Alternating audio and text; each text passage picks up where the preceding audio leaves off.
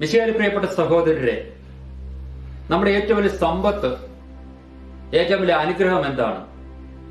നാം ചിലപ്പോൾ ചിന്തിക്കാറുണ്ട്, എന്റെ ഏറ്റവും വലിയ സമ്പത്ത് എന്റെ ധനമാണ്, എന്റെ കുടുംബ മഹിമയാണ്, എന്റെ ജോലിയാണ്, എന്റെ സ്ഥാനമാനങ്ങളാണ്. എന്നാൽ ക്രൈസ്തവരെ നമ്മെ സംബന്ധിച്ചിടത്തോളം ഈശോയെ അറിയുക എന്നുള്ളതാണ് ഏറ്റവും വലിയ ധനം, ഏറ്റവും വലിയ സമ്പത്ത്, ഏറ്റവും വലിയ അനുഗ്രഹം. അതേപറ്റിയാണ് ഇന്നത്തെ വചനത്തിൽ നാം ധ്യാനിക്കുന്നത്.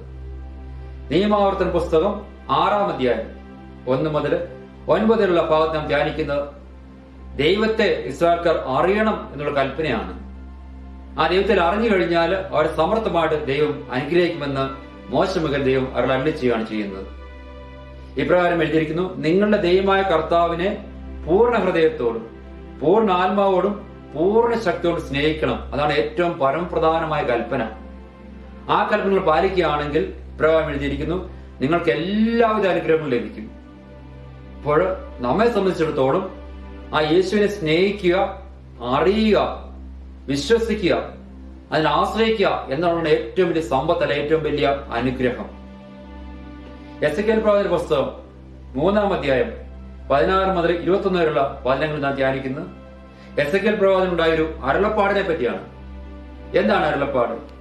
എസെക്കിയേൽ പ്രവാചകനോട് ദൈവം പറയുകയാണ് ചെയ്യുന്നത്, നീ വചനം പ്രഘോഷിക്കണം.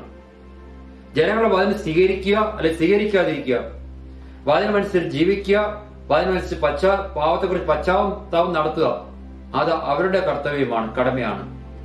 എന്നോർത്തുകൊണ്ട് നീ വചനപ്രഘോഷത്തിൽ ഉപേക്ഷ വിചാരിക്കരുതെന്നാണ് എസെക്കിയേൽ പ്രവാചകനെ പഠിപ്പിക്കുന്നത്. കാരണം ദൈവവചനം രക്ഷയുടെ മാർഗമാണ്. ദൈവവചനം പാപമോചനത്തിലേക്ക് നമ്മെ നയിക്കുന്നു. അതുകൊണ്ട് നാം ഓരോരുത്തരും എത്രയധികം വചനം വായിക്കുകയോ ശ്രവിക്കുകയും അത് ധ്യാനിക്കുകയും ചെയ്യുമ്പോൾ നമുക്ക് രക്ഷയിലേക്കുള്ള മാർഗം അത് തുറന്നു തരികയാണ് ചെയ്യുന്നത്.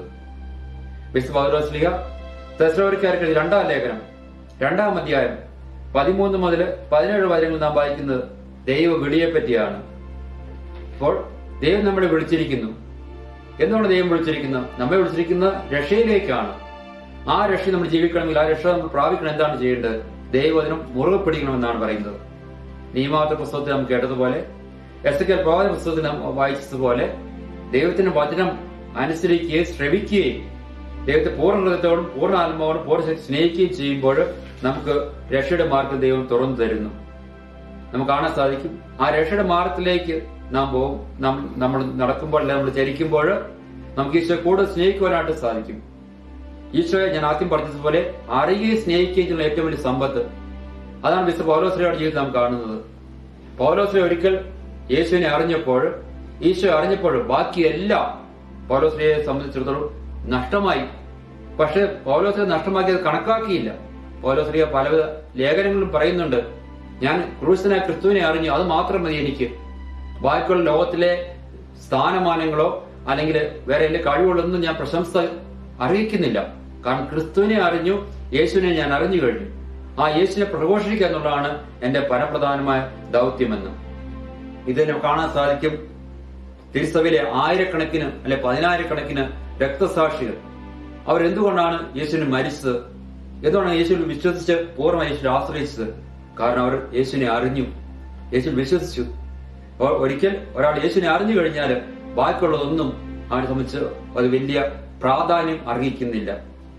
വിശുദ്ധ മത്തായിയുടെ സുവിശേഷം 13-ാം അധ്യായം 44 മുതൽ 52 വരെ തിരുവചനങ്ങളിൽ ഈശോയുടെ 3 ഉപമകളെ പറ്റിയാണ് ധ്യാനിക്കുന്നത്. നിധിയുടെയും രത്നത്തിന്റെയും വലയുടെയും ഉപമകൾ. ഈ 3 ഉപമകളുടെയും ഒരു സാരാംശമാണ്, അല്ലെങ്കിൽ ഒരു കാര്യമാണ് ഈശോ അതിലൂടെ നമ്മെ അറിയിക്കുന്നത്. ഒന്ന്, ഏറ്റവും വിലപ്പെട്ടത് ഈശോ ആണ്. പൂർണ്ണമായി ഈശോ കണ്ടെത്തുമ്പോൾ, ഈശോ വിശ്വസിക്കുമ്പോൾ ബാക്കിയുമെല്ലാം പ്രാധാന്യമില്ലാത്തതായി തീരുന്നു. ഈശോ പറയുകയാണ്, ഒരു നിധി ഒളിഞ്ഞിരിക്കുന്ന വയൽ കണ്ടെത്തിയപ്പോൾ തനിക്ക് ഉള്ളതെല്ലാം വിറ്റ് ആ വയൽ വാങ്ങുന്നു. ഒരുത്തൻ വിലയേറെ രത്നം കണ്ടെത്തിയപ്പോൾ ആ മനുഷ്യൻ തനിക്കുള്ള എല്ലാം വിറ്റ് ആ രത്നം സ്വന്തമാക്കുന്നു. അവരെ സംബന്ധിച്ചിടത്തോളം ആ നിധി യേശുവാണ്, അല്ലെങ്കിൽ ആ രത്നം യേശുവാണ്.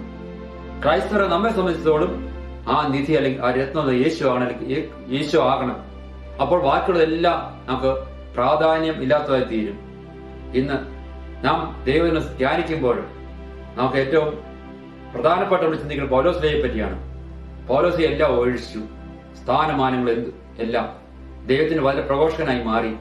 ദൈവത്തിനുവേണ്ടി ഒത്തിരിയധികം സഹനങ്ങൾ അല്ലെ പീഡകൾ അനുഭവിച്ചു. അതൊന്നും ദൈവത്തിന്റെ സ്നേഹത്തിൽ നിന്ന് പൗലോസ്ലയെ അകറ്റുവാൻ സാധിച്ചില്ല. അവനാണ് പൗലോസ്ലയെ പറയുന്നത്, ഒന്നും ഈ ലോകത്തിൽ ഒരു ശക്തിയും ദൈവ സ്നേഹത്തിൽ നിന്ന് എന്നെ അകറ്റുവാനായിട്ട് സാധിക്കില്ല എന്ന്. നമ്മളിൽ എത്ര പേർക്ക് എന്നെ പറയാനായിട്ട് സാധിക്കും? ദുഃഖങ്ങളും പ്രയാസങ്ങളും രോഗങ്ങളും അരക്ഷിതാവസ്ഥകളും അസ്വസ്ഥകളും വിഷമതകളും പ്രയാസങ്ങളും ഉണ്ടാകുമ്പോൾ ഏതെങ്കിലും ശക്തി ഈശോയുടെ സ്നേഹത്തിൽ നമ്മളെ അകറ്റുന്നുണ്ടോ? ഉണ്ടെങ്കിൽ നാം ഈശോ ഇതുവരെ അറിഞ്ഞിട്ടില്ല. ആ യേശു നമ്മൾ സ്നേഹിച്ചിട്ടില്ല. ആ യേശു നമ്മൾ ആശ്രയിച്ചിട്ടില്ല. ആ യേശു നമ്മൾ വിശ്വസിച്ചിട്ടില്ല. നമുക്ക് പ്രാർത്ഥിക്കാം. പിതാവാരെയുമേ, ഈ വചനത്തിന് ഞങ്ങൾ നന്ദി പറയുന്നു. ഒരിക്കൽ കൂടി വചനം ശ്രമിക്കാൻ അനുഗ്രഹം നൽകിയല്ലോ. അങ്ങ് നീയാണ് പഠിപ്പിക്കുകയാണ് ചെയ്തത്. യേശുവെ, അങ്ങ് പൂർണ്ണ ഹൃദയത്തോടും പൂർണ്ണ ആത്മാവോടും പൂർണ്ണ ശക്തിയോടും സ്നേഹിക്കുമ്പോൾ ഞങ്ങൾക്കത് അനുഗ്രഹമായി തീരുന്നു. എസ്കേൽ പ്രവാചകൻ വചനം പ്രഘോഷിച്ച് അനുഗ്രഹനായി തീരുന്നു. വിശുദ്ധ പൗലോസ്ലീഹ വചന പ്രഘോഷത്തിലൂടെ അങ്ങ് വിശ്വസിച്ചു. ബാക്കിയുള്ളതെല്ലാം സ്ഥാനമാനങ്ങളും മറ്റും പ്രാധാന്യമില്ലാത്തതായി തീരുന്നു. എന്നാൽ ഞങ്ങളുടെ ജീവിതത്തിൽ പലതും അങ്ങേക്കാളും കൂടുതൽ ഞങ്ങൾ പ്രാധാന്യം കൊടുക്കുന്നു. ഇനി ഞങ്ങൾ പ്രത്യേകം പ്രാർത്ഥിക്കുന്നു. നിങ്ങൾ 3 ഉപമകളിലൂടെ ഞങ്ങളെ പഠിപ്പിക്കുകയാണ് ചെയ്ത് ഏറ്റവും വലിയ നിധി, ഏറ്റവും രത്നം എന്ന് പറയുന്നത് അങ്ങേ കണ്ടെത്തുക എന്നുള്ളതാണ്.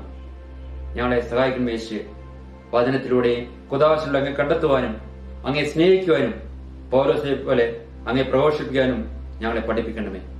ഞങ്ങളുടെ കുടുംബത്തിൽ എല്ലാവരെയും അങ്ങ് സമർത്ഥമായി അനുഗ്രഹിക്കണമേ. നമ്മുടെ കർത്താവ് ശംശയുടെ കൃപയും പിതാവായ ദൈവത്തിന്റെ സ്നേഹവും പരിശുദ്ധാത്മാവിന്റെ സഹവാസവും നാം എല്ലാവരും കൂടി ഉണ്ടായിരിക്കട്ടെ. ആമേൻ.